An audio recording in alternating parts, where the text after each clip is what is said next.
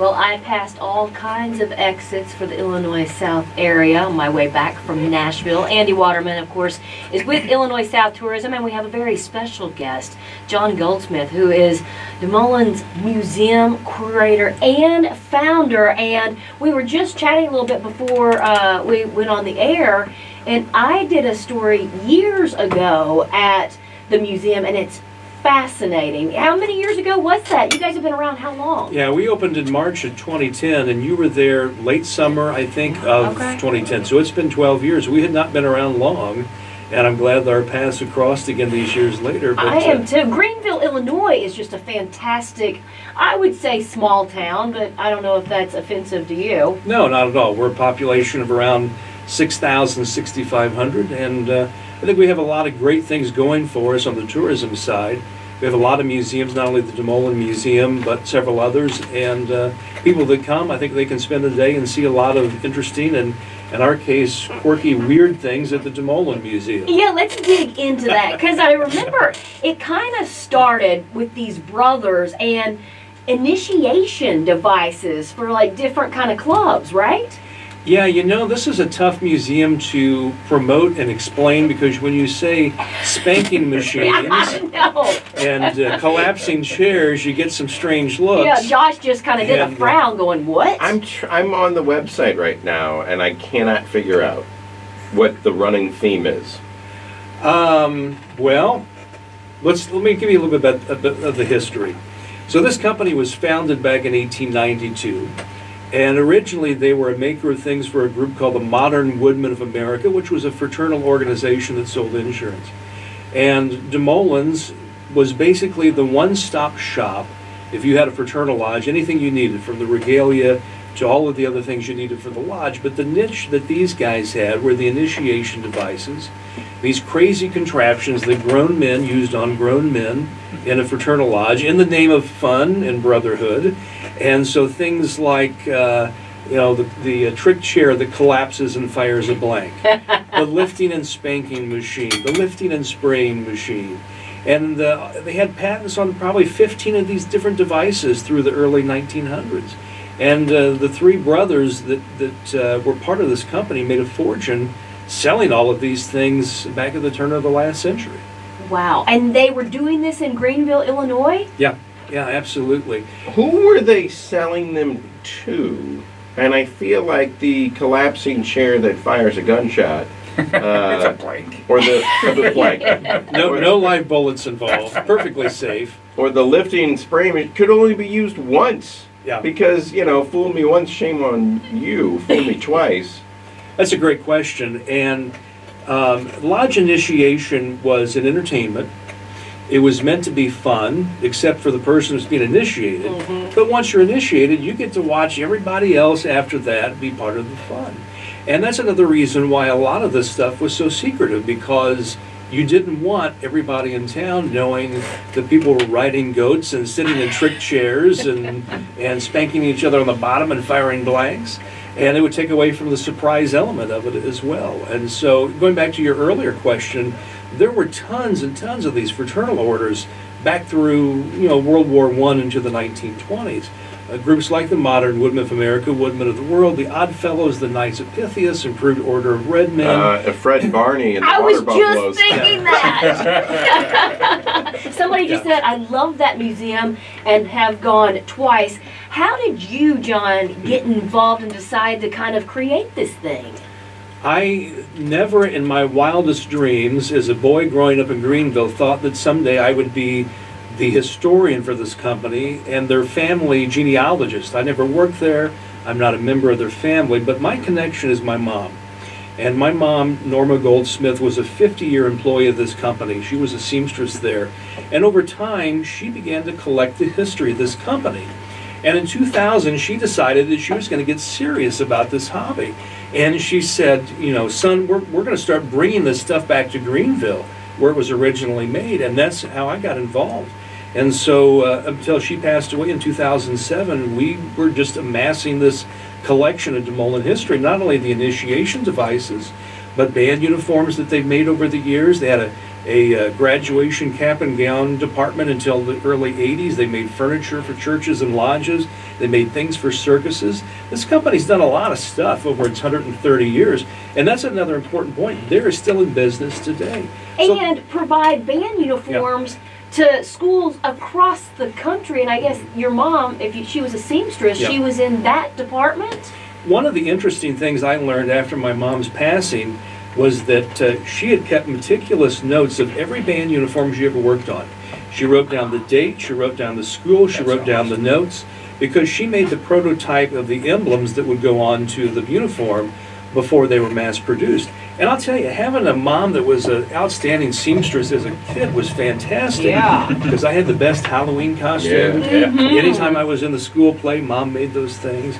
And so she was the reason all this got started. After she passed away, I just continued to add to the collection, and then one day I just thought we need to have a museum. This stuff tells such an amazing story.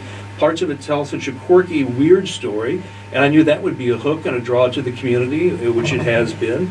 And so she was the reason all of this happened. Unfortunately, she didn't get to live to see it, but I think she would be amazed by what's happened with this museum.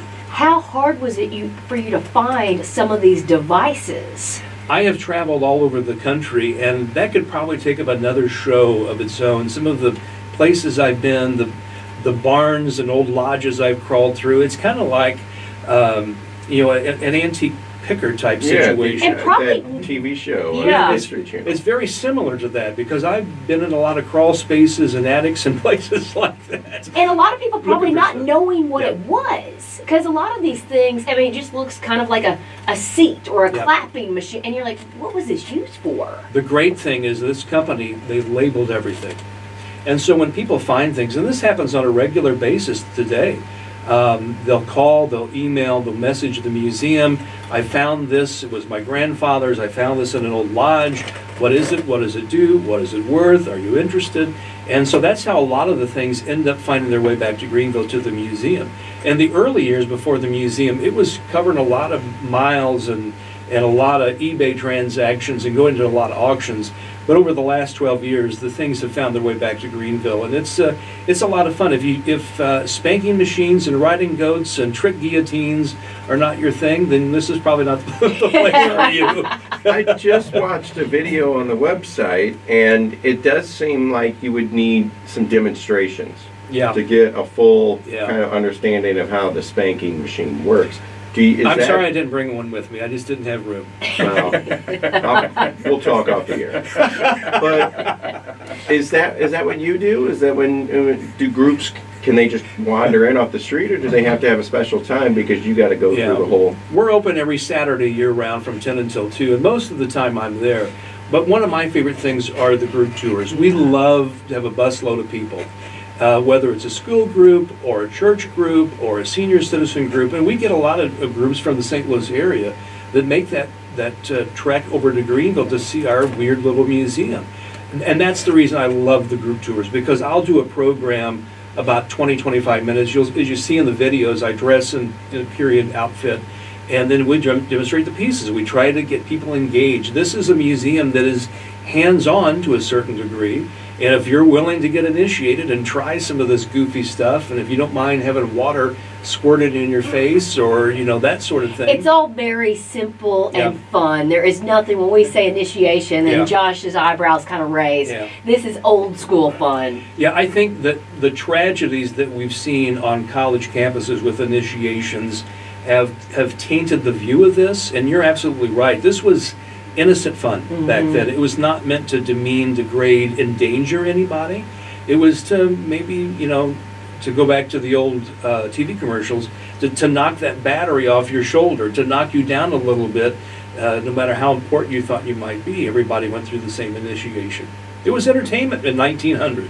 Yeah, and in the fraternal orders, I mean, unless, you know, people are keeping them from me because they don't want me to join them, they don't seem to be around as much anymore.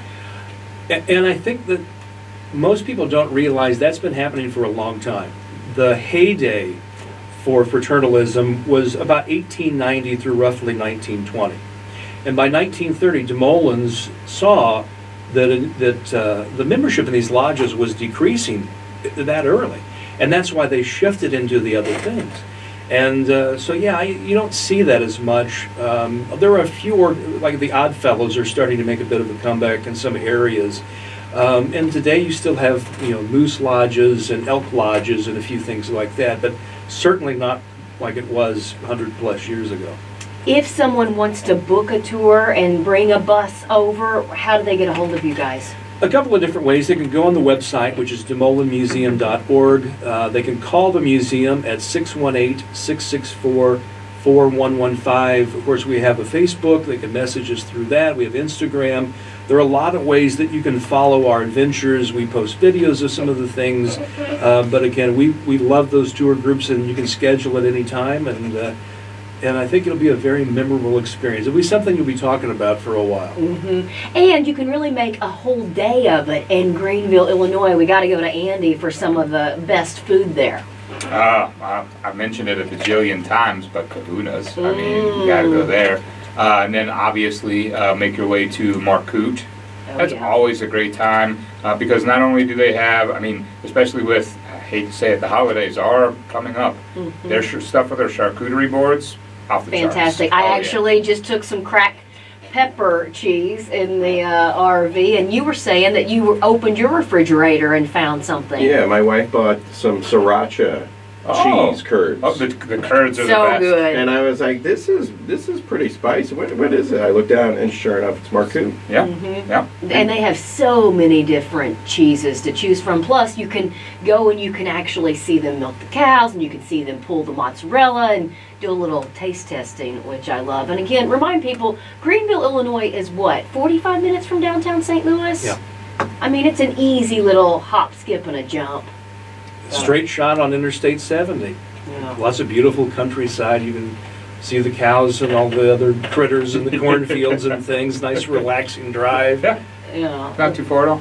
And it is a fantastic spot. Again, John Goldsmith is DeMoulin Museum Curator and Founder. Thank you so much for being here and kind of giving us a little insight into the museum. And Andy, it's always great chatting with you. Not a problem. It's a pleasure. Thank you.